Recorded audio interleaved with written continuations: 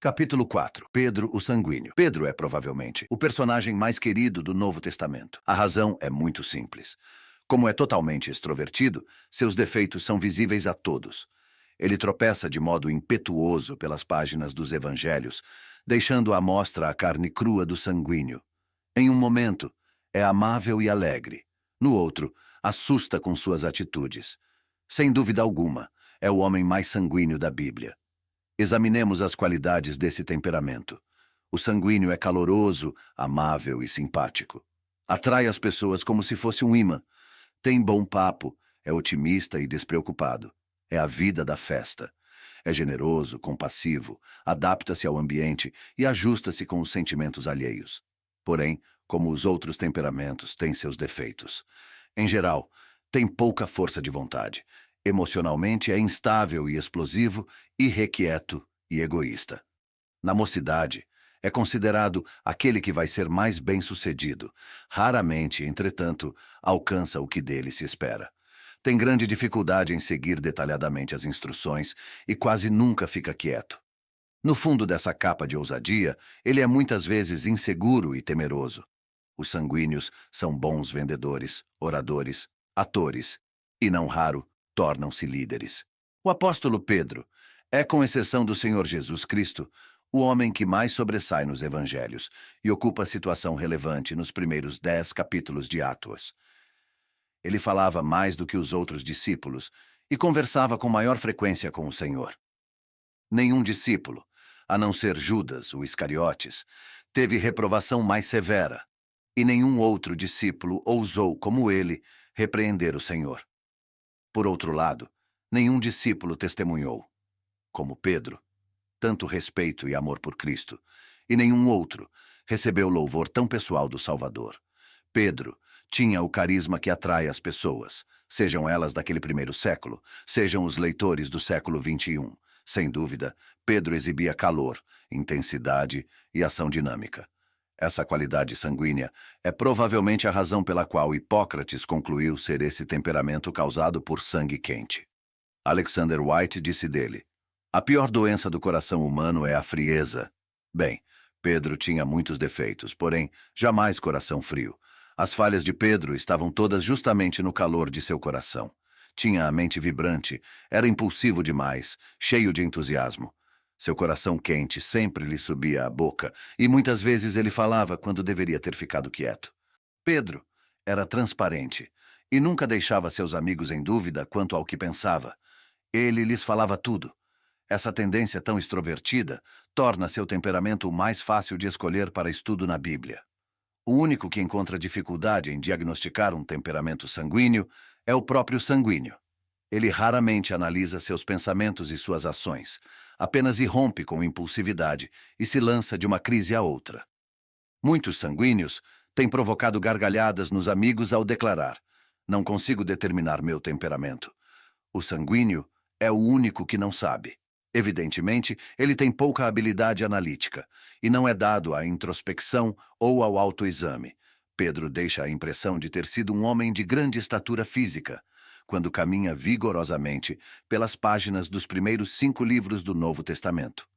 Não temos, é claro, como saber ao certo, porque não há uma descrição física do apóstolo. Em geral, os sanguíneos impetuosos que fazem a história em lugar de escrevê-la são homens de grande porte. Pedro devia ser assim. Não importa qual a circunstância, ele sempre sobressaía. Nascera para ser líder.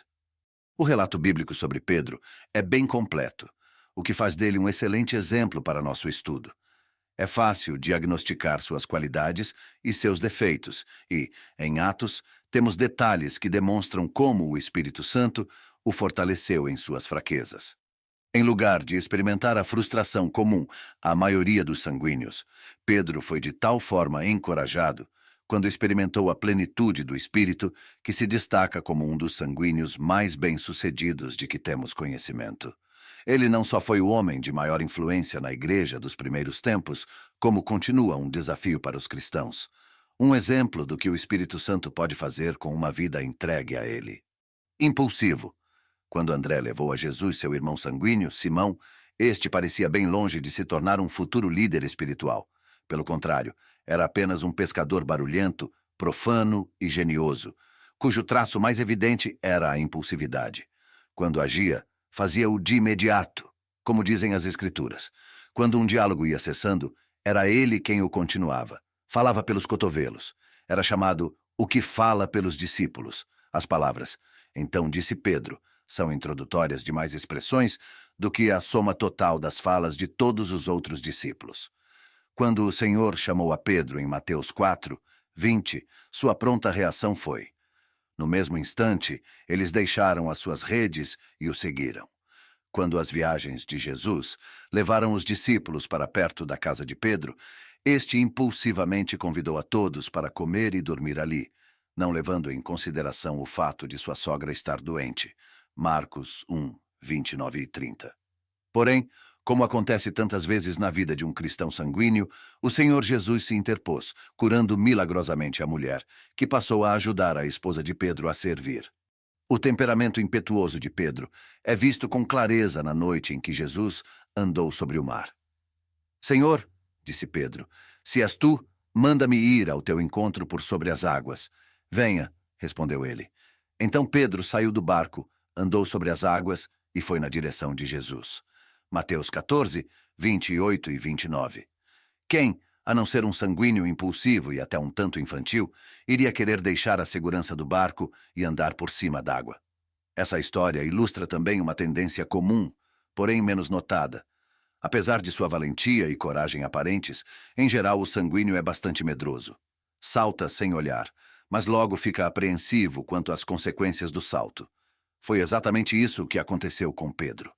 Depois de alguns passos na água, em vez de olhar para o Senhor, reparou no vento, ficou com medo e, começando a afundar, gritou: Senhor, salva-me!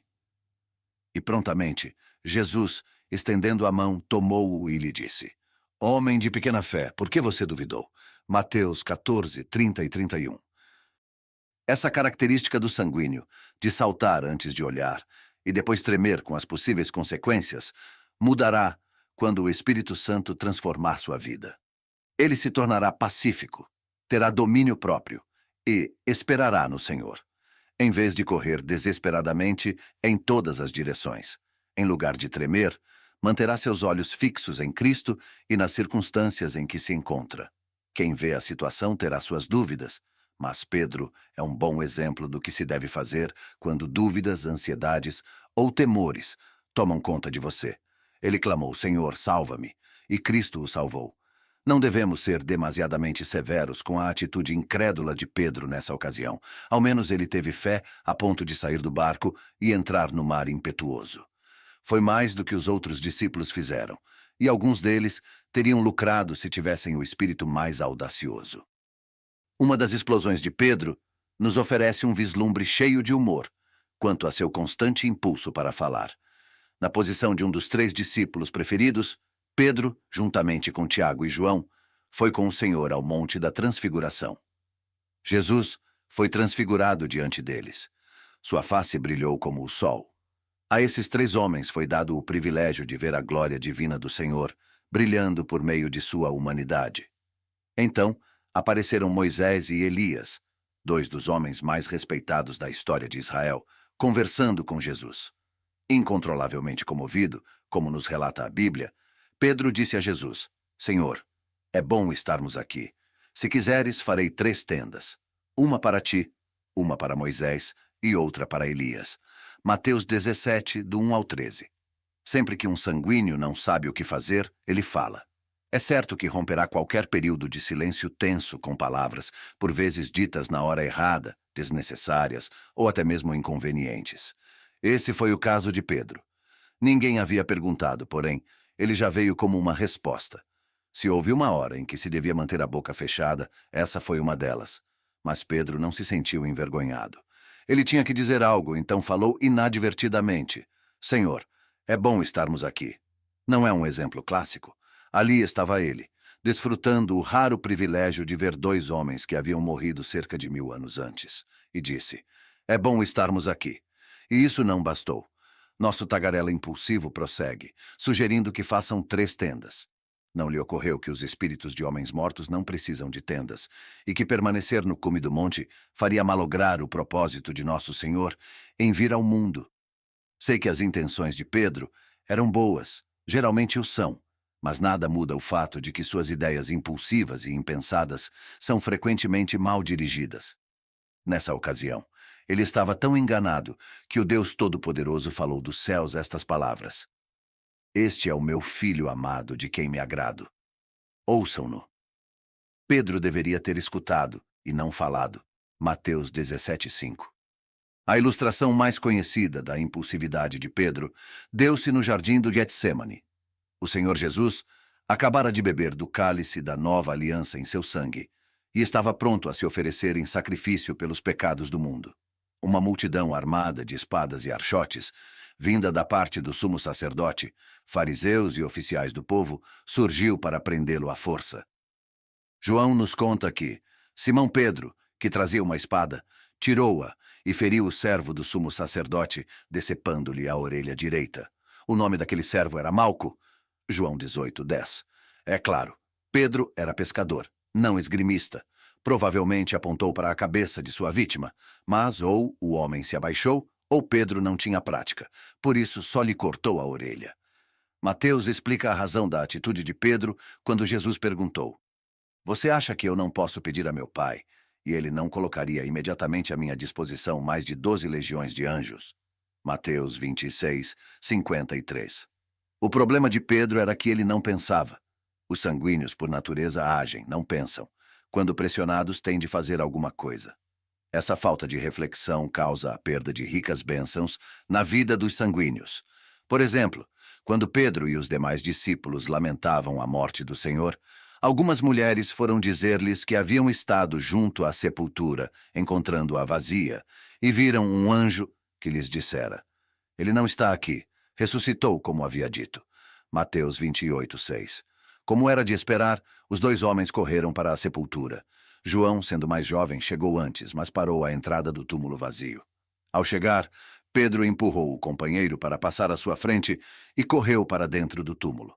Ao contrário de João, que viu a evidência e creu que Cristo ressuscitara, Pedro saiu triste dali e confuso, pois suas emoções ofuscaram-lhe a percepção do óbvio, que fizera de João um crente. João 29. Somente depois que o Senhor apareceu-lhe pessoalmente, foi que se convenceu de que Jesus tinha realmente ressuscitado. Outra história encantadora, que nos revela algo da impulsividade de Pedro, ocorreu no Mar da Galileia, depois da ressurreição de Cristo. João relata, João 21, do 1 ao 11, a decisão de Pedro: Vou pescar. Como da outra vez, eles pescaram a noite toda, sem sucesso. Jesus surgiu na praia e mandou que os discípulos lançassem as redes do outro lado do barco. Obedeceram e, de repente, tinham tantos peixes na rede que não puderam içá-la.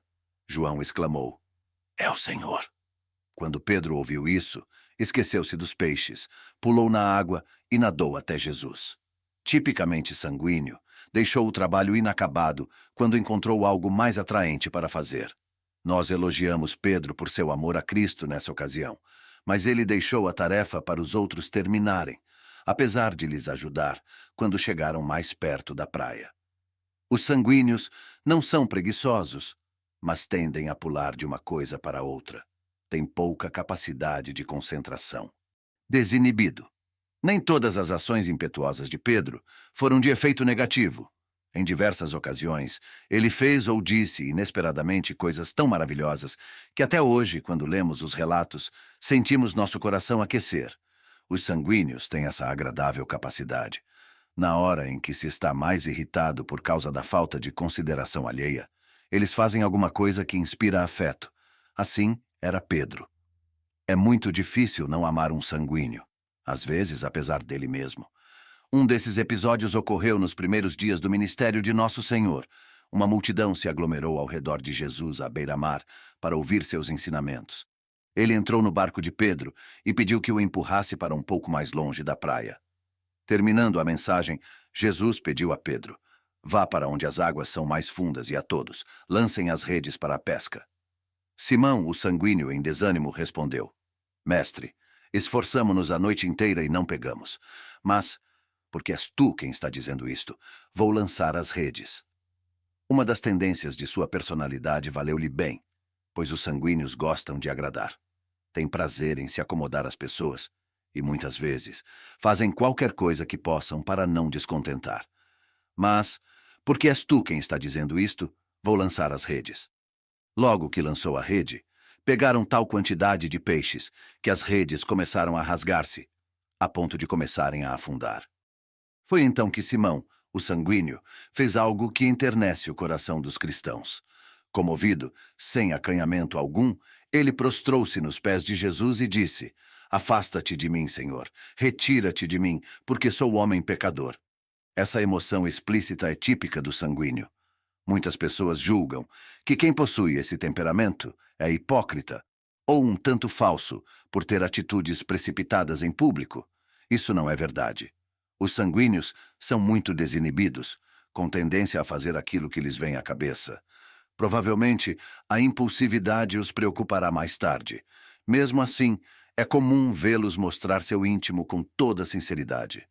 Sem dúvida, era esse o caso de Simão, que se esqueceu de todos os demais e adorou abertamente o Senhor. Essa sinceridade é evidenciada quando, pouco tempo depois, ele obedeceu ao chamado do Mestre, deixando suas redes e seguindo-o. Falante. Encontramos outro efeito positivo da língua impulsiva de Pedro em Mateus 16, do 13 ao 20.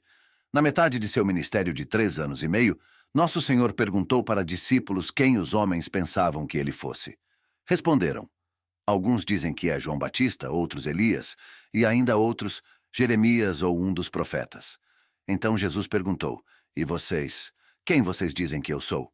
Instantaneamente Pedro respondeu: Tu és o Cristo, o Filho do Deus vivo.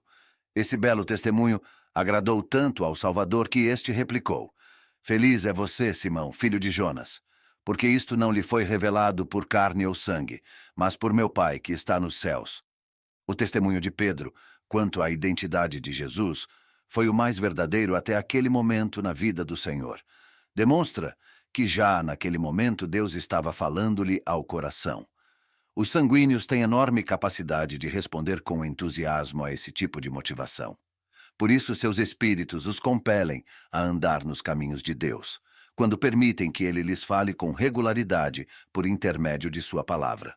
Porém, devido ao fato de a mente, bem como as experiências, levar o coração a sentir, é muito importante que o sanguíneo avalie seus pensamentos.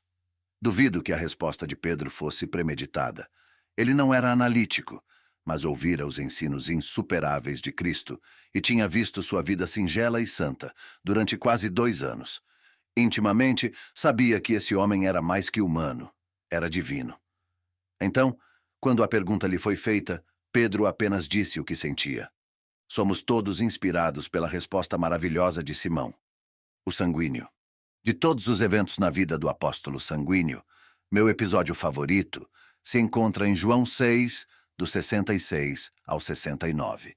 Se esse fosse o único episódio relatado da vida de Pedro, eu já o amaria tão somente por isso. O Senhor Jesus era divino quando andou sobre a terra, mas era também genuinamente humano, a ponto de ter fome, cansaço, entristecer-se, chorar e ser movido de compaixão. Perto do fim de seu ministério terreno, João nos relata um desses momentos. Muitos queriam seguir Jesus a fim de receber os pães e peixes e suas curas, enquanto Jesus queria que as pessoas o adorassem pelo que era, por quem era e pela verdade que proferia. Começou então a enfatizar as dificuldades que seus seguidores encontrariam se realmente o aceitassem e acompanhassem. Isso foi difícil demais para um grande número de pessoas, pois lemos que muitos dos seus discípulos voltaram atrás e deixaram de segui-lo. Com profunda tristeza, o mestre perguntou para os 12, Vocês também não querem ir? Pedro, amável e impulsivo, quebrou o silêncio com as palavras imortais. Senhor, para quem iremos? Tu tens as palavras de vida eterna. Nós cremos e sabemos que és o Santo de Deus. Em quase 2000 anos, homem algum pôde superar essa declaração clássica. Sim, Pedro era todo coração. Mas quando aquele coração estava firmado em Jesus Cristo, ele se saía muito bem. Por outro lado, quando seu afeto se fixava em outros ou em si mesmo, ele se saía mal. Esse problema não se limita àqueles de temperamento sanguíneo. O sucesso da vida de qualquer cristão é determinado pela direção do coração. É por isso que o Espírito Santo nos instrui. Mantenham o pensamento nas coisas do alto e não nas coisas terrenas. Colossenses 3, 2. Egoísta. Outra tendência da pessoa sanguínea é o egoísmo. Segundo o seu tipo, Pedro não poderia ter sucesso sem que isso lhe subisse à cabeça. No mesmo capítulo em que Mateus relata sua excelente confissão, Mateus 16, vemos sua queda trágica. O Senhor elogiou a Pedro no versículo 17, por aquilo que ele dissera, e prometeu-lhe as chaves do reino dos céus. Mais tarde, Pedro, cheio do Espírito Santo, usou essas chaves ao pregar o Evangelho para os judeus e na primeira pregação do Evangelho para os gentios. Mas, em seu fervor, teve a ousadia de repreender o próprio Senhor Jesus, chamando-lhe a atenção pelo que pretendia fazer. Depois da confissão de Pedro, o Senhor começou a preparar o espírito de seus discípulos para o verdadeiro propósito de sua vinda. Ele lhes informou de que era necessário que ele fosse para Jerusalém e sofresse muitas coisas nas mãos dos líderes religiosos, dos chefes dos sacerdotes e dos mestres da lei, e fosse morto e ressuscitasse no terceiro dia. Até então, Pedro aceitara tudo que o Senhor Jesus dizia, mas a ideia de sua morte o chocou. O apóstolo rejeitou tão veementemente essa possibilidade que pareceu não ouvir a promessa do Salvador de ressuscitar ao terceiro dia. Simão, o sanguíneo, ficou tão agitado que colocou as mãos sobre Jesus, pois diz o texto. Então Pedro, chamando-o à parte, começou a repreendê-lo, dizendo: Nunca, Senhor, isso nunca te acontecerá. Alguns momentos antes, reconhecerá Jesus como Filho do Deus vivo, porém agora queria corrigi-lo. De modo egoísta, começou a falar ao Cristo, Filho do Deus vivo, o que ele deveria fazer. Nunca, Senhor. Isso nunca te acontecerá. Mateus 16, 22. O sanguíneo Simão estava errado, pois no fim aquilo aconteceu mesmo. Jesus foi crucificado. Na realidade, se não houvesse ocorrido, jamais teríamos recebido o perdão por nossos pecados. A ação impulsiva de Pedro, motivada pelo egoísmo, valeu-lhe a repreensão mais severa jamais feita por nosso Senhor a qualquer pessoa, com exceção de Judas Iscariotes e dos fariseus. Voltando-se para Pedro, disse: Para trás de mim, Satanás. Você é uma pedra de tropeço para mim, e não pensa nas coisas de Deus, mas nas dos homens. O espírito do discípulo, por certo, ficou esmagado com a censura. A Bíblia não diz isso, mas muito provavelmente ele terá ficado desnorteado por algum tempo. Geralmente os sanguíneos são assim mesmo, tendem a se ofender com facilidade, mesmo que se recomponham dali a pouco. Essa história nos dá uma excelente ilustração de um problema comum a todo sanguíneo. A tendência egoísta de Pedro o tornava vulnerável para os dardos de orgulho do diabo. O Senhor revelou que Satanás era o autor daquelas palavras. Anos mais tarde, Pedro deu instruções em sua primeira epístola que lembram esse evento. Ele retrata o diabo como um leão bramando, buscando a quem possa tragar. Ao lermos esse texto, pensamos no diabo tentando fazer com que os cristãos neguem ao Senhor, cometam adultério ou qualquer outra forma grosseira de pecado. Mas Pedro estava escrevendo a respeito da humildade. Humilhem-se debaixo da poderosa mão de Deus. Pedro sabia, por experiência própria, que o diabo ruge ao nosso redor, procurando atiçar as inclinações egoísticas para que se transformem em orgulho. Mas a arrogância será abatida. A queda de Pedro deu-se quando ele permitiu que o diabo tomasse as palavras de louvor do Senhor e as transformasse em um incêndio de orgulho. Quando damos lugar à soberba, extinguimos o Espírito Santo em sua obra interior, e logo essa falha se expressa em ação desonrosa para Cristo. Simão, o egoísta, serve de aviso para que resistamos a essa tendência, pois ao fazê-lo, estaremos também resistindo a Satanás. A propósito, os sanguíneos não mantêm o monopólio sobre esse tipo de fraqueza. Interesseiro. Por natureza, o sanguíneo é muito generoso. Se vê alguém passando necessidade, sua reação emocional geralmente é de compaixão. Durante a Grande Depressão Financeira dos Estados Unidos, o sanguíneo meu pai, com esposa e 3 filhos em casa, ficou tão comovido ao ver um menino faminto que, impulsivamente, deu-lhe seu último vintém. Essa foi uma generosidade louvável, motivada pelo coração e não pela mente. Sem dúvida, Pedro era assim. Mas há também no sanguíneo uma forte tendência de sentir-se inseguro. Essa ansiedade, juntamente com o desejo de projeção pessoal, motivou Pedro a fazer um pedido em seu próprio interesse. O Senhor Jesus usou o jovem rico como exemplo para ensinar a seus discípulos o quanto é difícil para quem ama seus bens terrenos entrar no reino do céu. Então, Pedro lhe respondeu: Nós deixamos tudo para seguir-te. Que será de nós? Provavelmente esse pensamento egoísta não foi só de Pedro, mas tinha de haver um sanguíneo para colocá-lo em palavras. A resposta do Senhor revela a natureza da verdadeira fraqueza, pois diz: Muitos primeiros serão últimos, e muitos últimos serão primeiros. Qual era o verdadeiro problema de Pedro? Ele buscava posição, já no primeiro século. Deve haver um pouco desse comportamento em todo homem.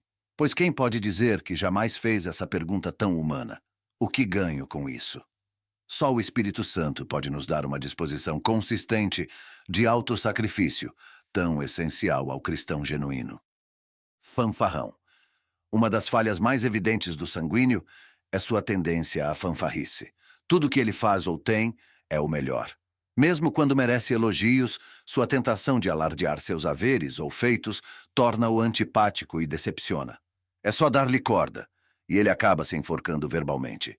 Foi o caso daquela noite memorável no cenáculo, quando o Senhor Jesus disse para os discípulos que todos se escandalizariam por sua causa, pois está escrito: Ferirei o pastor, e as ovelhas do rebanho serão dispersas.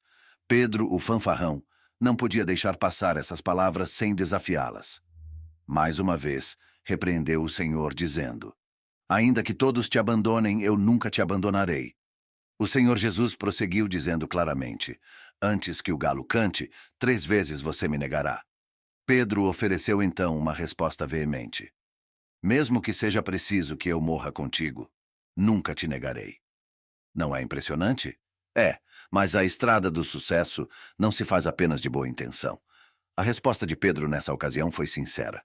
Uma das características menos compreendidas desse temperamento é sua sinceridade. Você já notou como o sanguíneo é rápido e espalhafatoso em assumir compromissos ou fazer promessas? Quando não consegue cumpri-los, deixa de pagar ou chega atrasado, fica conhecido como mentiroso, relapso. Na realidade, entretanto, o comprometimento é bem sincero. Ou melhor, sinceramente sanguíneo. No cenáculo, ser fiel a Jesus era de suma importância para Pedro e foi muito fácil prometer por estar na presença do Senhor. Mas é uma característica dessa personalidade se deixar levar pelas circunstâncias do momento. E longe do Senhor, o discípulo não foi capaz de cumprir o que prometera. Vontade fraca. Geralmente, as intenções do sanguíneo são muito boas, mas uma das mais sérias dificuldades dessa índole é a fraqueza de vontade. Muitos deles são chamados de mau caráter por seus contemporâneos ou acusados de assumir compromissos só da boca para fora, porque capitulam facilmente ante as circunstâncias adversas. Essa fraqueza é provavelmente o que os impede de resistir às pressões. Muitos sanguíneos, quando colocados sob pressão, preferirão mentir a ter de enfrentar situações embaraçosas ou sofrer penalidades.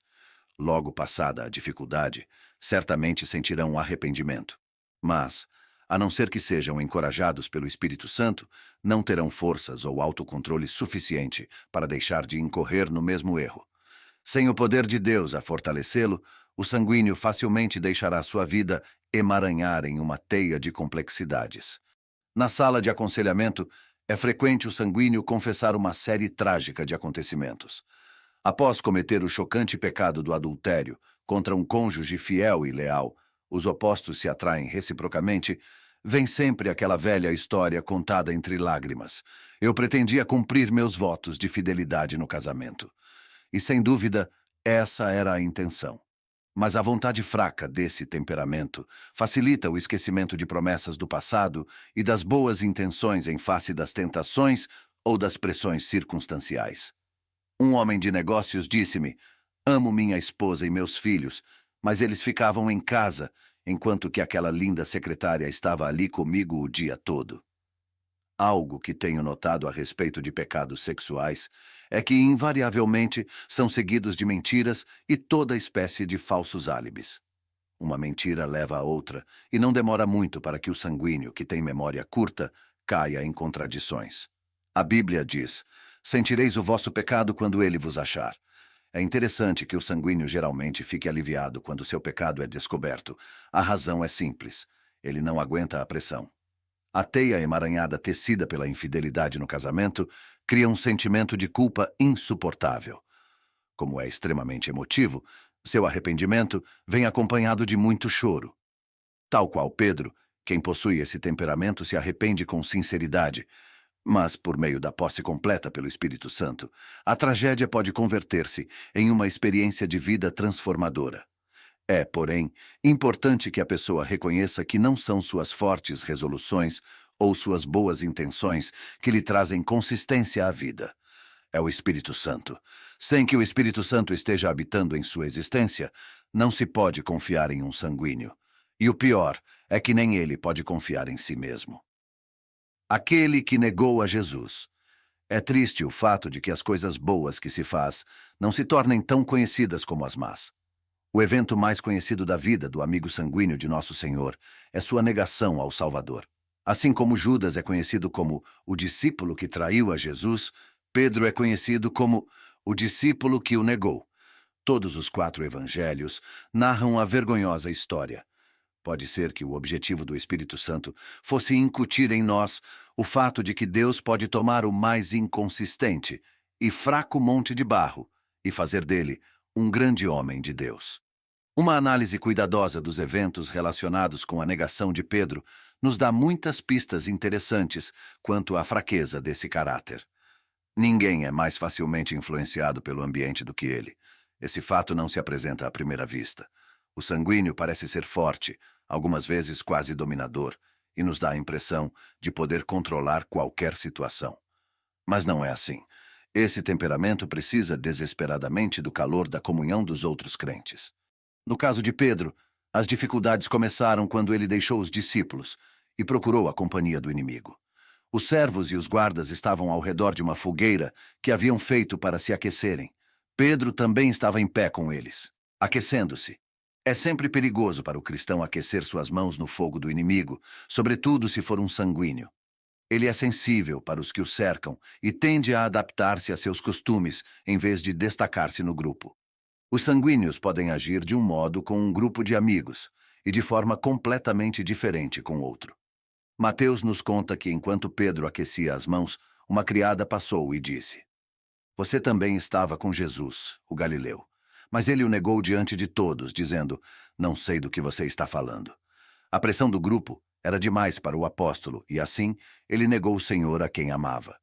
Deixou o fogo e saiu à varanda, enquanto lá dentro Jesus estava sendo julgado. Então, outra criada o viu e disse para os que estavam ali: "Este homem estava com Jesus, o Nazareno." E ele, jurando, o negou outra vez com juramento: "Não conheço esse homem." Muitos sanguíneos, desde Pedro, têm prometido passar a se submeter a Deus caso consigam se livrar, só mais esta vez, de um problema. Infelizmente, esse meio-termo não é o padrão divino. Um pequeno sacrifício poderá iniciar um comprometimento bem maior. Mais cedo ou mais tarde, teremos de resistir à pressão que nos rodeia e tomar uma atitude. Feliz o homem que aprende que quanto mais cedo enfrentar as dificuldades, melhor para ele. O desejo instintivo de fugir ao perigo fez que Pedro não apenas repudiasse a Cristo, mas o negasse sob juramento. Usou um sinal de honestidade para encobrir uma mentira manifesta. Pouco tempo depois, vieram outros a Pedro. "Certamente você é um deles." O seu modo de falar o denuncia. Aí ele começou a lançar maldições e jurar: "Não conheço esse homem." Imediatamente um galo cantou. A vontade que tinha de falar não permitia que Pedro se calasse nem mesmo entre inimigos. A maior parte do povo era da cidade de Jerusalém, enquanto Pedro era atraído por seu sotaque da Galiléia. Temos uma ilustração clara da natureza progressiva do pecado. Depois de negar 2 vezes ao seu Senhor, Pedro somou a terceira os pecados de praguejar e xingar. Evidentemente, antes de sua conversão, ele era um sujeito blasfemo, como muitos de seu temperamento. A maioria dos sanguíneos fala mais rápido do que pensa, e para preencher as lacunas, temos uma ilustração clara da natureza progressiva do pecado. Depois de negar 2 vezes ao seu Senhor, Pedro somou a terceira, os pecados de praguejar e xingar. Evidentemente, antes de sua conversão, ele era um sujeito blasfemo, como muitos de seu temperamento. A maioria dos sanguíneos fala mais rápido do que pensa, e para preencher as lacunas, usa com frequência expressões profanas. Sem dúvida, ele não empregava essa linguagem na presença do Senhor, e é bem possível que há muito tempo tivesse deixado de proferi-la. Mas, sob a pressão do grupo, e num desejo típico de ser aceito pelos que o cercavam, Pedro voltou a seu passado e, inconscientemente, ao velho hábito do palavreado baixo. Quando tal falha acontece, o sanguíneo explica rapidamente: "Ah, eu falei só por falar." Mas isso não muda o fato de que pecou com a língua, desonrando publicamente a Deus. Simão, o sanguíneo, caracteristicamente motivado por estímulos externos, ao ouvir o canto do galo, de repente lembrou-se das palavras de Jesus. Sua reação, anotada pelos 4 escritores dos evangelhos, foi típica do temperamento. Saindo dali, chorou amargamente. Somente os sanguíneos e os melancólicos são dados ao choro. Mas, ao contrário do que se diz, isso não diminui sua hombridade, apenas revela a profundidade de seus sentimentos e sua habilidade em exprimir as emoções. As lágrimas amargas de Pedro, ao fim desse triste drama, ilustram uma tendência tipicamente sanguínea. Eles facilmente se arrependem. Quando cometem um pecado grave, têm remorso profundo ao reconhecê-lo, ou ao sentirem-se envolvidos por seus resultados. Muitos sanguíneos modernos confessam sinceramente, expressando pesar. Alguns observadores pensam que a profundidade do arrependimento se mede pela quantidade de lágrimas. Mas o choro significa apenas que a pessoa está sendo, no momento, verdadeira. Se for novamente aquecer as mãos na fogueira do inimigo, será uma questão de tempo antes de cair outra vez. No último capítulo de João, uma cena terna evidencia a profundidade do remorso de Pedro. Depois da ressurreição, Jesus veio a ele e perguntou: "Simão, filho de João, você me ama mais do que estes?" Pedro respondeu: "Sim, Senhor, tu sabes que te amo." Há um jogo importante de palavras que não aparece na tradução para o português. O Senhor Jesus usou o termo grego ágape, que no Novo Testamento significa a forma mais alta de amor, e é empregado para descrever o sentimento de Deus pelo homem. Certamente por seu remorso de ter negado a Jesus, Pedro hesitou em dizê-lo. Ao responder, em vez de amor, ele preferiu algo semelhante ao nosso gostar. Alguns tradutores, por isso, têm redigido assim sua resposta: "Senhor, tu sabes que gosto muito de ti." O Senhor Jesus perguntou pela segunda vez: "Simão, filho de João, você me ama?" Ele respondeu: "Sim, Senhor, tu sabes que gosto de ti." Resposta esta idêntica à primeira. Mas na terceira vez, Jesus mudou a palavra original para a que Pedro usara e perguntou: "Simão, filho de João, tu gostas mesmo de mim?" Pedro ficou magoado por Jesus lhe ter perguntado pela terceira vez: "Você me ama?" E lhe disse: "Senhor, tu sabes todas as coisas e sabes que te amo." Parece que a ferida da grande negação de Pedro ainda estava tão aberta e profunda que o apóstolo sanguíneo aprendeu finalmente uma valiosa lição. Descobriu que não podia confiar em si mesmo. A única esperança para o sanguíneo é uma vida de dependência do Espírito Santo. Pedro reconheceu que não podia acreditar em suas emoções.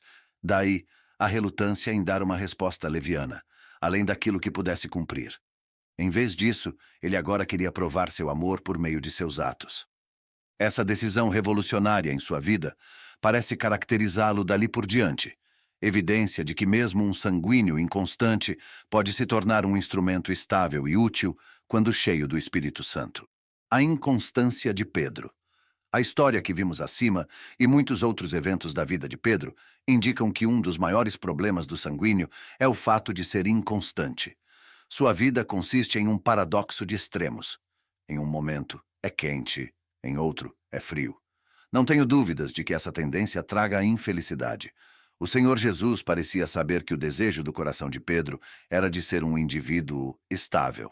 Por essa razão, mudou seu nome profeticamente, dizendo: "Tu és Pedro", isto é, uma pedra. O apóstolo se tornou forte e cheio do Espírito. Quando uma pessoa recebe Jesus Cristo em sua vida, torna-se uma nova criação. Assim, passa a ter duas naturezas, a velha e a nova. Os dois nomes de Pedro são típicos das duas fases de cada crente. Simão representa a antiga qualidade sanguínea, enquanto Pedro denota o renovado caráter pétreo do homem estável e constante que o Espírito de Deus moldou do templo sanguíneo de barro. Porém, como vemos na vida do apóstolo, essa transformação não é imediata, é questão de crescimento. João diz no 2º capítulo de sua primeira epístola: Jovens, eu lhes escrevi, porque vocês são fortes e vocês venceram o maligno. Cristãos imaturos não vencem a antiga natureza. Somente ao amadurecer em Cristo e ser controlado por seu Espírito é que o novo homem controla o velho. Essa mudança é mais evidente na índole do sanguíneo do que nas outras. A razão é simples. Tudo o que o sanguíneo fizer, de bom ou de mal, se evidencia. Os outros temperamentos menos voláteis são também menos notáveis. Às vezes, uma conduta inadequada não é reconhecida como tal por não ser extremista. Deus, porém, vê o coração. A mudança do nome de Pedro, feita pelo Mestre Transformador dos homens, é excelente exemplo daquilo que ele quer fazer por todo ser humano. O homem controlado pelo Espírito não deixará jamais de ser ele mesmo. Veremos que a mudança na vida de Pedro não eliminou sua personalidade, e sim a modificou. Depois da plenitude do Espírito, Simão, o sanguíneo, não mais demonstra falta de domínio próprio. Pelo contrário, Pedro passa a ser comedido em seus atos. As características de dinamismo, amabilidade e magnetismo de Pedro continuam evidentes, mas os defeitos são modificados pela força das boas qualidades. E Deus é glorificado nessa transformação. Pedro, cheio do Espírito. Em uma de suas promessas aos discípulos, o Senhor disse: Mas receberão poder quando o Espírito Santo descer sobre vocês. Geralmente pensamos nesse poder com relação ao testemunho, e sem dúvida significa que teremos poder para testemunhar. Mas não é só isso. O poder do Espírito Santo na vida do apóstolo sanguíneo foi claramente uma influência benéfica. Esse poder, à disposição de todo crente hoje, modificou de tal forma a Pedro que seus defeitos ficaram obscurecidos e suas qualidades foram realçadas. Ao estudarmos esse homem controlado pelo Espírito Santo no livro de Atos, tenhamos em mente que Deus não faz acepção de pessoas. O que fez pelo apóstolo, ele o fará por você também, desde que você esteja disposto a cooperar com o Espírito Santo, permitindo que seu poder o fortaleça nas fraquezas. Vemos o primeiro sinal de transformação em Atos 1:15, antes mesmo do dia de Pentecostes. Naqueles dias, Pedro levantou-se entre os irmãos, quando estavam juntos aguardando a vinda do Espírito Santo, e realizou sua primeira pregação de que temos notícia. Aparentemente, é um sermão sobre a morte de Judas Iscariotes. Analisando a mensagem, não se nota nenhuma exaltação, mas sim um discurso cheio do Espírito, baseado na palavra de Deus, e oferecendo uma solução prática para o lugar deixado vago por Judas, o traidor. Pedro propôs uma maneira inteligente de fazer a escolha. Dos homens que estiveram conosco durante todo o tempo em que o Senhor Jesus viveu entre nós, desde o batismo de João até o dia em que Jesus foi levado dentre nós às alturas, é preciso que um deles seja conosco testemunha de sua ressurreição. Em outras palavras, o 12º apóstolo deveria ter estado com os outros durante todo o ministério de Jesus. Então, Pedro orou pedindo sabedoria a Deus. Selecionaram 2 candidatos e confiaram no Espírito Santo para escolher o melhor pelo lançamento de sortes. Essas questões não são mais decididas pela sorte, porque desde o Pentecostes temos o Espírito Santo habitando em nós e guiando-nos nas decisões. Mas antes daquele dia, a ação de Pedro foi recomendável e de acordo com a prática do Antigo Testamento. No dia de Pentecostes, temos mais uma amostra da transformação ocorrida no apóstolo sanguíneo. Quando o Espírito Santo desceu sobre eles, os homens falaram as línguas dos estrangeiros visitantes de Jerusalém, de maneira que todos puderam ouvir a mensagem de Deus em sua própria língua. Os habitantes de Jerusalém, que não podiam compreender aqueles idiomas, começaram a zombar dos discípulos e acharam que estivessem embriagados. Foi um Pedro controlado pelo Espírito que se levantou com os 11 e, em alta voz, dirigiu-se à multidão. Homens da Judéia e todos os que vivem em Jerusalém, deixem-me explicar-lhes isto. Ouçam com atenção. E pregou o primeiro sermão evangélico da era da igreja. Esse sermão É uma obra-prima que não pode ser explicada pelos 3 anos em que andou na companhia de Jesus Cristo. Quem pregava era um pescador iletrado, não um intelectual. Raramente os sanguíneos o são. Esse sermão foi uma mensagem de Deus, sendo Pedro seu instrumento. E é um exemplo claro de como Deus quer usar os homens hoje. Como o leitor bem sabe, se já estudou Atos 2, o resultado foi que naquele dia houve um acréscimo de cerca de 3.000 pessoas. Eles se dedicavam ao ensino dos apóstolos e à comunhão. Simão, o sanguíneo, foi transformado em Pedro, o sanguíneo controlado pelo Espírito Santo, grande pregador do Evangelho. Esse temperamento geralmente produz ótimos oradores, mas somente quando controlados pelo Espírito é que eles se tornam bons pregadores. Para esses homens há, porém, um fator perigoso que lhes é inato. Têm facilidade de falar e tornar qualquer coisa interessante para os ouvidos, tenham ou não algo importante a dizer. Mas, se controlados pelo Espírito Santo, podem ser de influência tremenda para o reino de Deus. Não é muito difícil saber se o sanguíneo está falando pelo Espírito ou na carne. Sob a influência de seu temperamento, ele enfatizará o eu, e a mensagem lembrará os ouvintes do que disse Shakespeare. Palavras, Desdémona, palavras! Como Pedro no dia de Pentecostes, sob a influência controladora do Espírito Santo, o sanguíneo glorificará a Jesus Cristo. O pastor, com essa índole, se controlado pelo Espírito Santo, vencerá a tentação de desperdiçar inutilmente suas energias e se disciplinará no estudo da palavra, com o fim de transmitir uma mensagem da parte de Deus em vez de uma palestra improvisada e carismática. Os ouvintes espiritualmente argutos notarão a diferença. A constância de Pedro.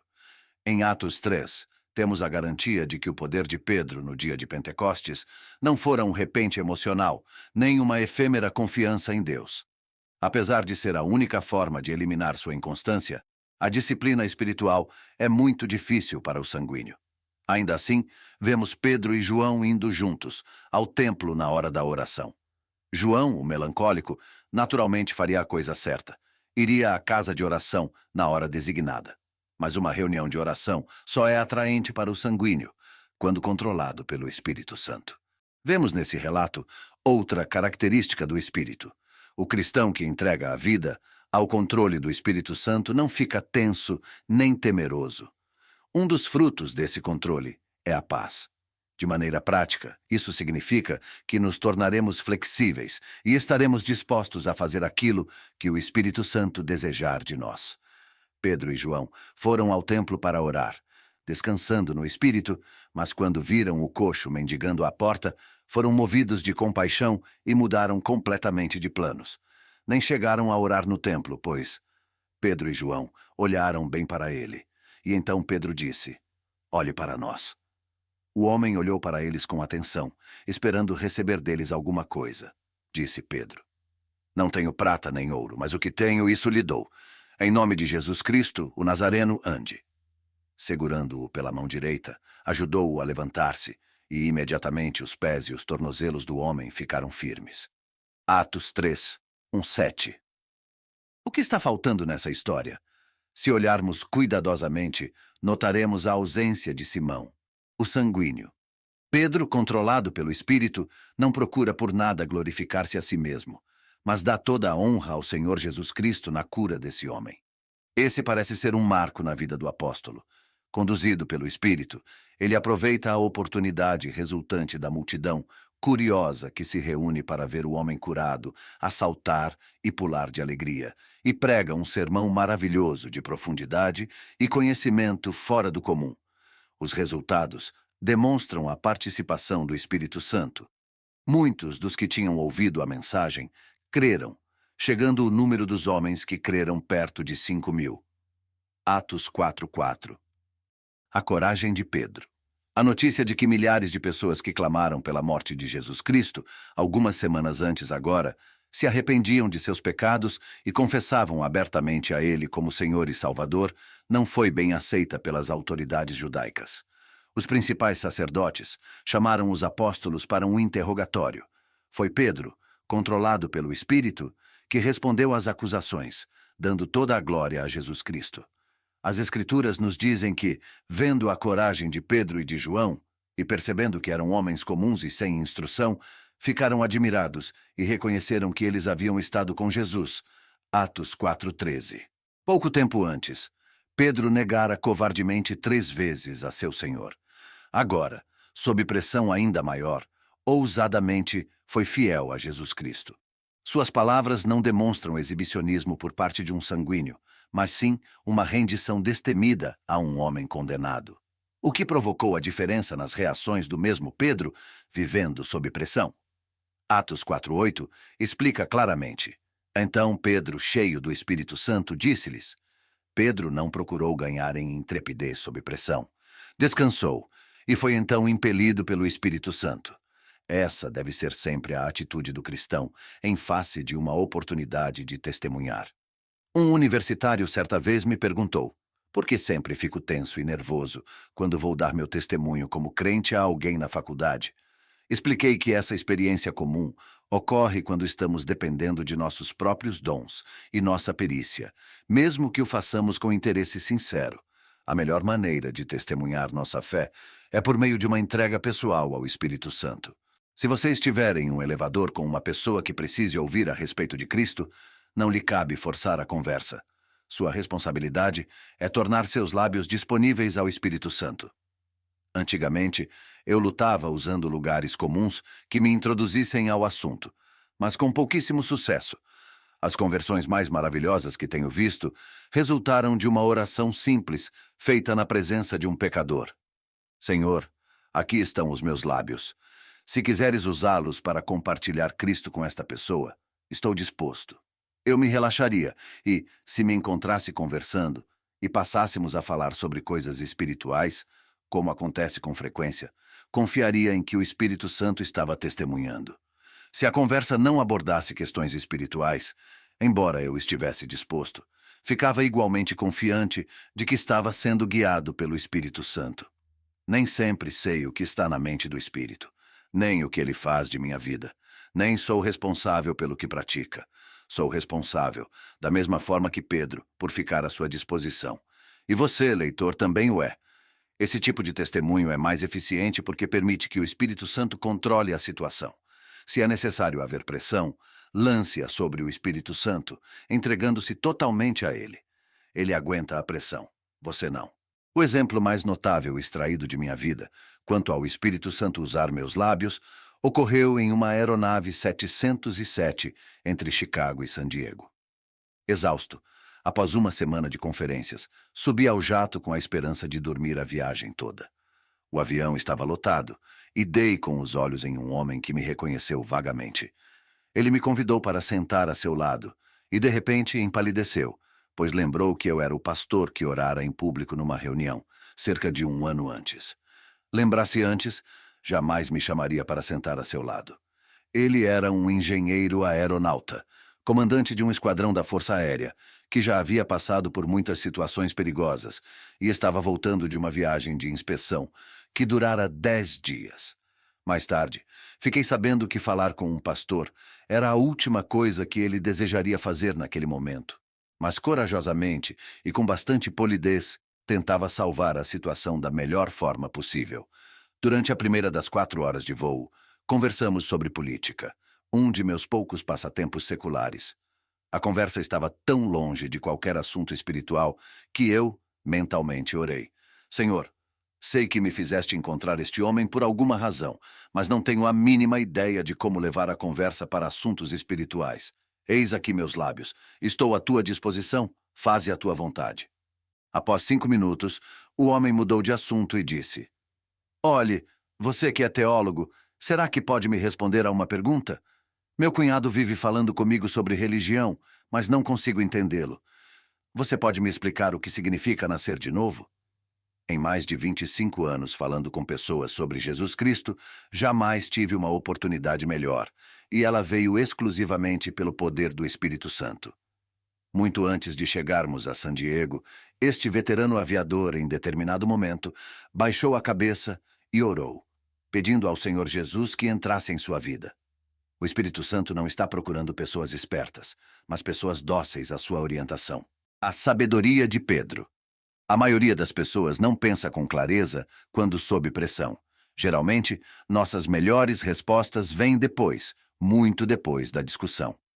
Mas não foi esse o caso de Pedro, o sanguíneo, quando controlado pelo Espírito Santo. Interrogado e pressionado pelas autoridades religiosas, a quem sempre respeitara, ele tinha a mente clara como o som de um sino. As autoridades mandaram que Pedro e João não falassem nem ensinassem em nome de Jesus. Os dois homens não vacilaram, nem gaguejaram perante aqueles ilustres líderes, nem Pedro disse nada que prejudicasse seu testemunho. Disse-lhes: julguem os senhores mesmo se é justo para olhos de Deus obedecer os senhores, e não a Deus, pois não podemos deixar de falar do que vimos e ouvimos. Essa sabedoria, esse controle das emoções é estranho, não só para Pedro, como para qualquer sanguíneo. Os discípulos deixaram seus opressores, fizeram uma reunião de oração e não cessaram de anunciar corajosamente a palavra de Deus. Atos 4:31. Mais evidências da percepção divina, concedida a Pedro, líder da igreja primitiva, podem ser notadas na maneira singular com que ele cuidou do caso de Ananias e Safira, em Atos 5. Não houve animosidade nem amargura na atitude com que os tratou, mas esses dois, que tinham defraudado o Espírito perante a congregação, foram expostos e mortos como exemplo para a igreja nascente. A situação toda foi encarada de forma moderada, completamente estranha para Simão, o sanguíneo. Mas, para Pedro, o sanguíneo controlado pelo Espírito Santo era uma experiência comum. Outro exemplo de sabedoria inspirada pelo Espírito ocorreu quando Pedro, perante o Sinédrio, foi repreendido pelo sumo sacerdote. Nos querem tornar culpados do sangue desse homem. Pedro não se enfureceu, como seria de se esperar, mas, sob o controle do Espírito, respondeu com sabedoria. É preciso obedecer antes a Deus do que os homens. Atos 5:29. Mesmo quando pressionado pelos homens a praticar algum erro, o cristão controlado pelo Espírito não precisa ficar agitado, ressentido ou amargurado. Sempre lhe será possível agir corretamente e, assim, não entristecer o Espírito. Os sanguíneos devem lembrar-se disso no que tange a ira motivada por reações carnais. A graça de Deus nos é suficiente. Assim, em quaisquer circunstâncias, você nunca terá que explodir ou estragar seu testemunho por causa da conduta hostil de outrem. Sua vitória não depende do comportamento alheio. Humanamente falando, pode ser que tenha razões de sobra para se zangar, mas os recursos divinos o capacitam a responder de modo pacífico. O segredo está em reconhecer que você começa a afundar no momento em que admite: ele não tem o direito de fazer isto comigo. Jamais responda conforme a desfeita recebida, mas de acordo com o Espírito. Mesmo quando um sanguíneo age controlado pelo Espírito, será entusiasta e extrovertido. Deus o criou assim. Por isso mesmo, sua reação impetuosa é às vezes interpretada erroneamente, como uma agressão. Ele terá de ser vigilante neste ponto, especialmente quando junto a pessoas não crentes, porque elas sempre esperam do cristão que seja calmo e sereno. A alegria de Pedro. A alegria é uma tendência natural desse temperamento. Em geral, quem possui essa índole não só tem prazer naquilo que faz, como consegue que as pessoas que o cercam sintam a alegria de viver. Ele, porém, se ofende com facilidade, transformando seu prazer em resmungos ou reclamações sobre como é tratado ou como as coisas acontecem. Isso produz um período de depressão que geralmente se dissipa, tão logo apareça o primeiro objeto externo à sua frente. A reação de Pedro, por ter apanhado severamente dos oficiais do Sinédrio, foi inteiramente contrária à que esperaríamos de um sanguíneo. Lemos em Atos 5:41. Os apóstolos saíram do Sinédrio, alegres por terem sido considerados dignos de serem humilhados por causa do nome. Essa reação evidencia o controle do Espírito Santo. Em Efésios 5, vemos que uma das primeiras características da vida cheia do Espírito Santo é um coração alegre e feliz. Foi por isso que Pedro saiu alegre, em vez de reclamando. Qualquer cristão que tencione andar no Espírito examinará a linguagem. Quando estiver brigando, criticando, reclamando ou usando qualquer outra forma verbal queixosa, é evidente que não está se deixando controlar pelo Espírito. O Espírito Santo nos dá uma inclinação espontânea para o regozijo, cumprindo assim a vontade de Deus para vocês em Cristo Jesus. 1 Tessalonicenses 5,18. A humildade de Pedro. A humildade não é realmente uma característica do sanguíneo. Suas tendências egoísticas naturais o induzem a buscar a glória. Por essa razão, é raro ele fazer alguma coisa às escondidas apenas com o intuito de ajudar as pessoas. Ele faz com o máximo de fanfarronice e encenação, com o fito de granjear para si todo o reconhecimento possível. Mas esse não é o caso de Pedro, depois de controlado pelo Espírito. Temos em Atos 9, do 36 ao 42, uma excelente ilustração disso. Dorcas, uma mulher que se dedicava a praticar boas obras e dar esmolas, ficou doente e morreu. Como Pedro estivesse em Jope, cidade em que ela morava, os líderes da igreja pediram que fosse até ali. A conduta de Pedro mostra-nos o quanto o Espírito Santo modifica um egoísta sanguíneo.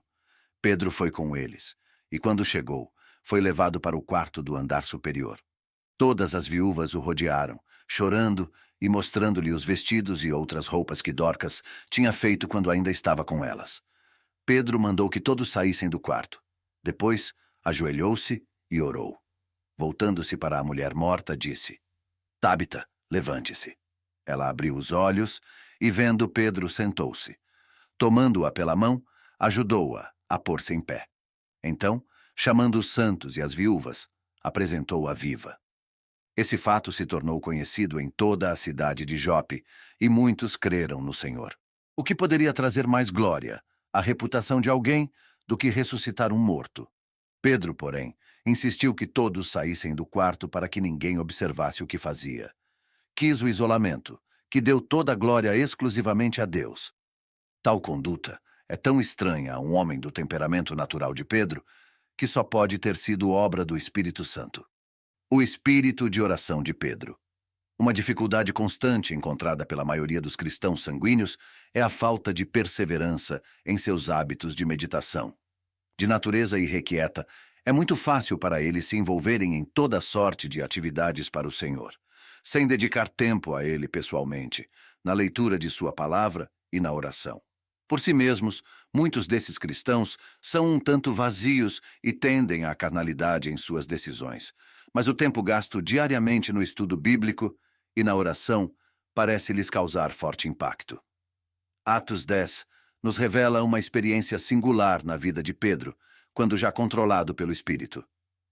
Mal sabia ele, quando subiu ao eirado para orar, que isso o levaria ao segundo uso das chaves do reino, a saber, a abertura do céu para os gentios por meio do Evangelho.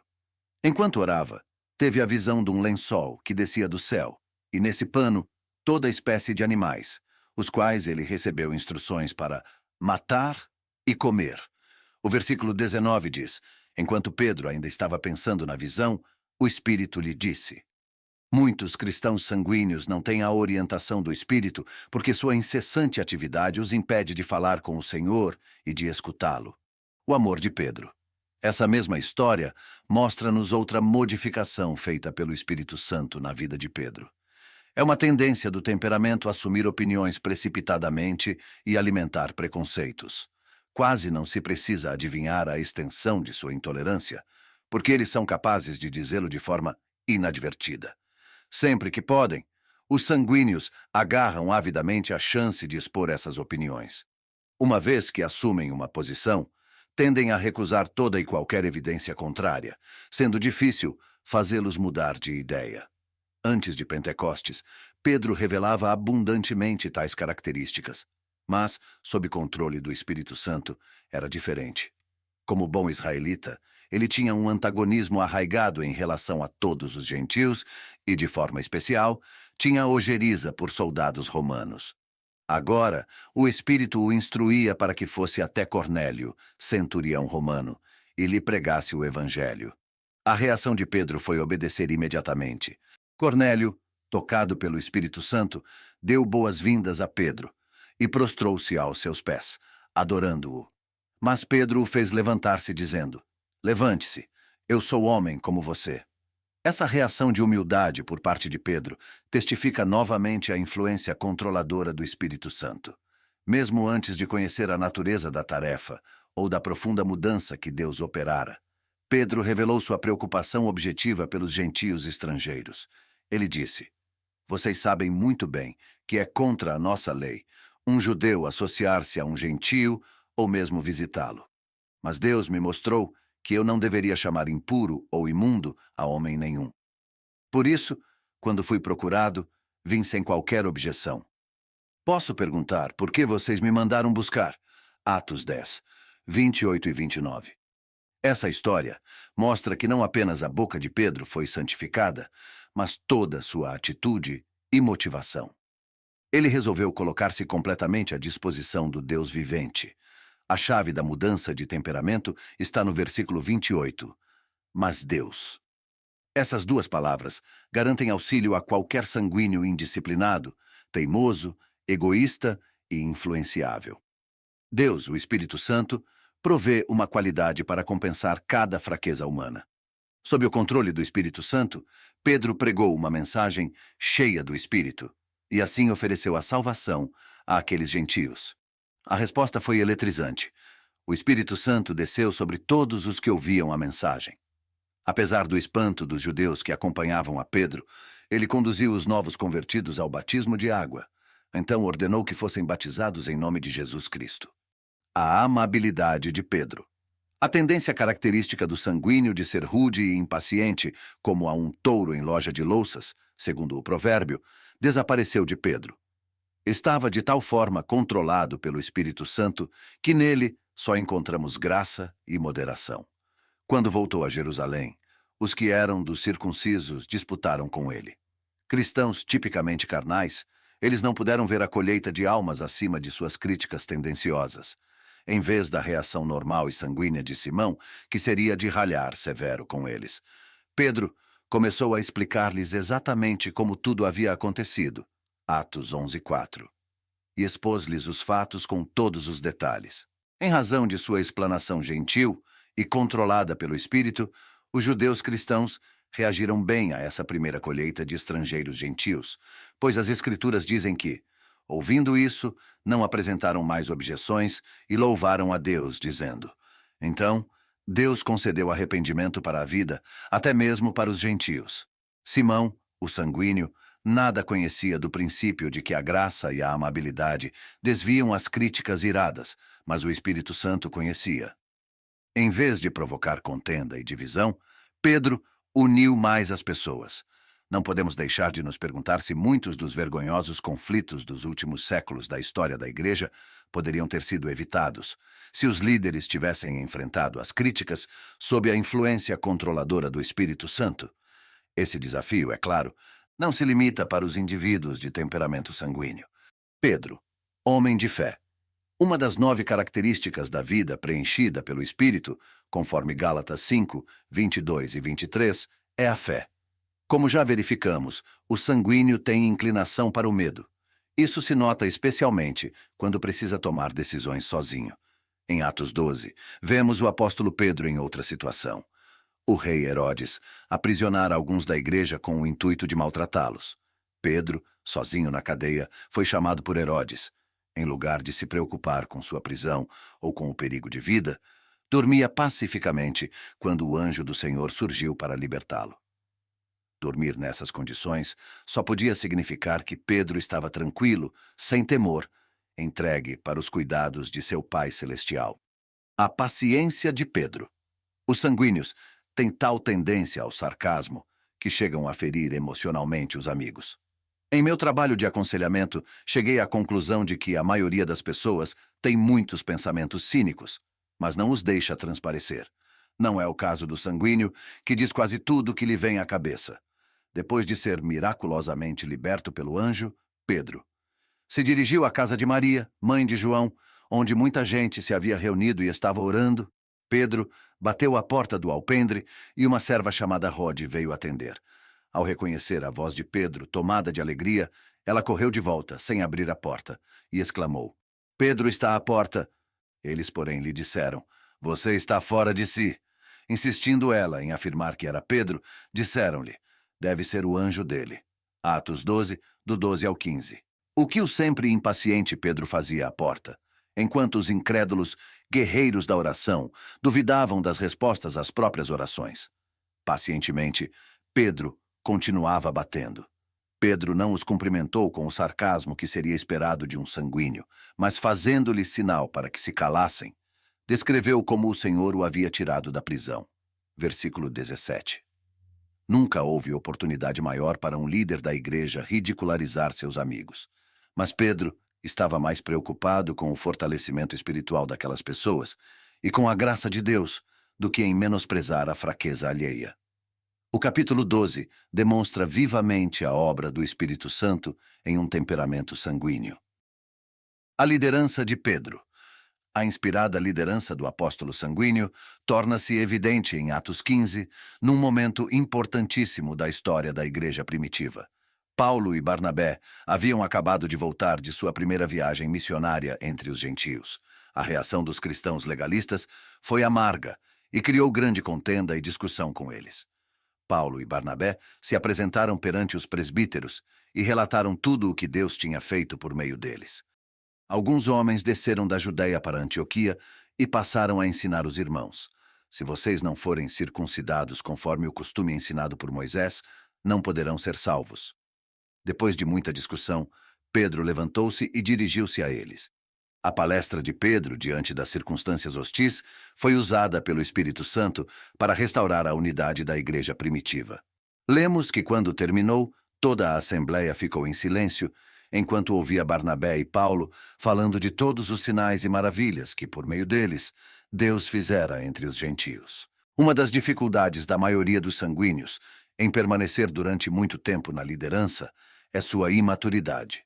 A objetividade já lhes é custosa, e no calor da luta, então, ficam de tal forma envolvidos que, em vez de agirem como o óleo sobre a água, transformam-se eles mesmos em fonte de irritação. Isso geralmente limita o efeito de sua liderança. Porém, tais tendências naturais não constam nesse relato do comportamento de Pedro. A única explicação reside no fato de que ele estava sendo controlado pelo Espírito Santo. O apóstolo Paulo, em Gálatas 2:8, prova que Pedro foi um líder eficiente nos primeiros dias da igreja. Paulo era um intelectual de aprimorada educação, mas nestas palavras prestou grande tributo à capacidade de liderança de seu amigo sanguíneo.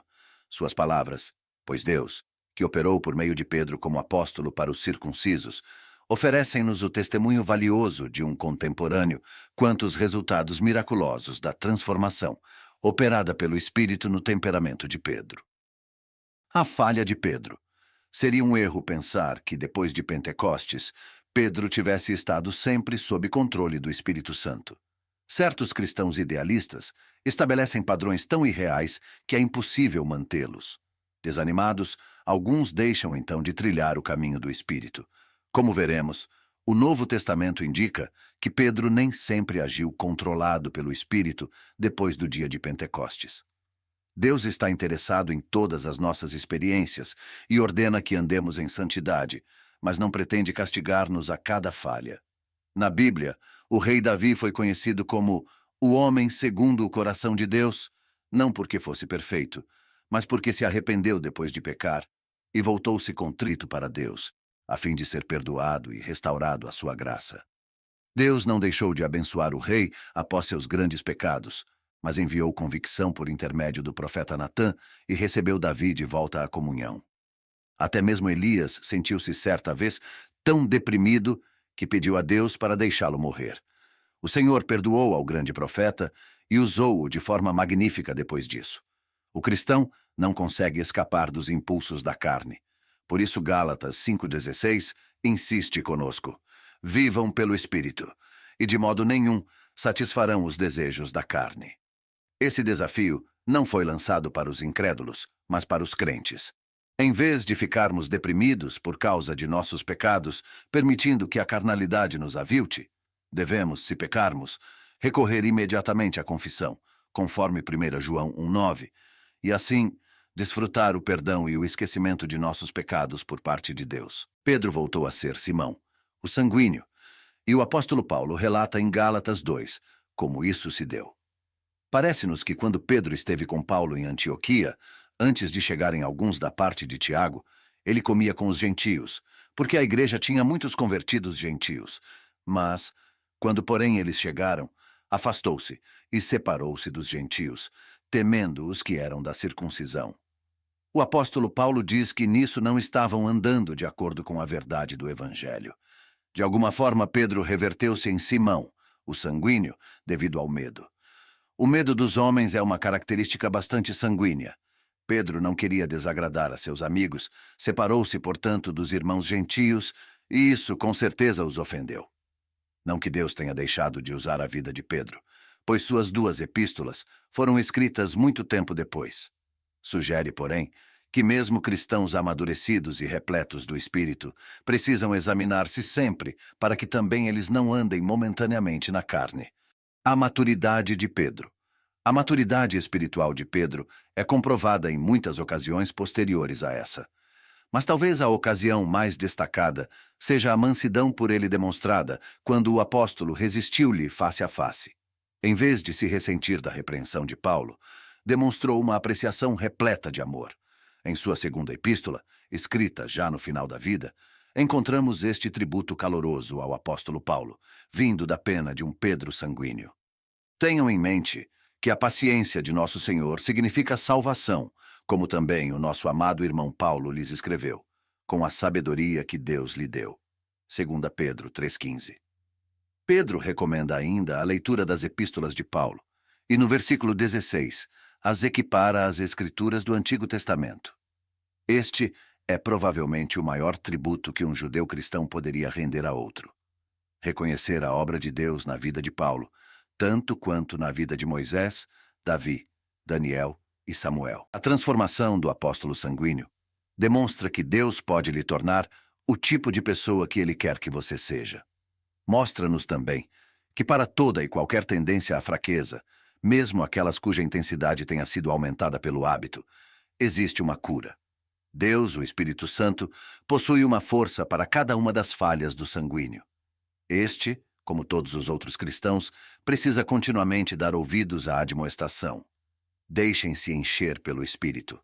Efésios 5:18.